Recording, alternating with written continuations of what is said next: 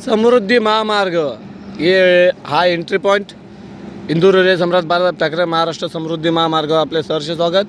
आता तुम्ही बायकर्स बघू शकता, तो देखील समृद्धी महामार्गावर प्रवास करायला चालला आहे बघा.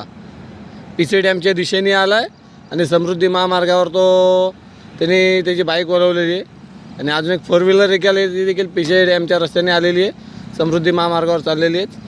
आणि अशा प्रकारे हा समृद्धी महामार्ग.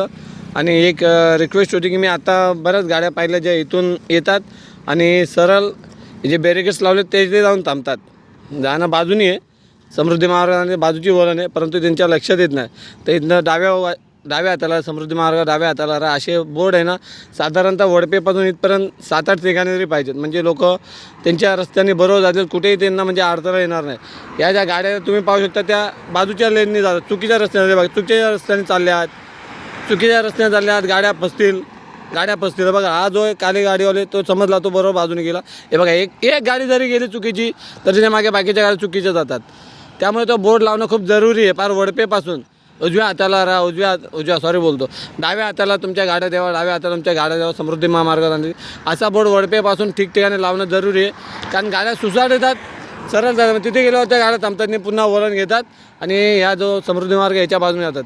कृपया याच्याकडे लक्ष द्यावे. आणि फार हे बघा, ॲक्च्युली ती लेनच चुकीची आहे, हिने बघितला लांबून. फार वडपेपासून इथपर्यंत बोर्ड लावणं खूप गरजेचे आहे की डाव्या हाताने तुम्ही डाव्या हाताला समृद्धी मार्ग जाण्यासाठी.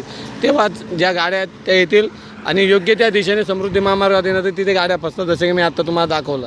असो, व्हिडिओ आवडला लाईक करा, चॅनल पहिल्यांदा सबस्क्राईब करा, आपले मराठी.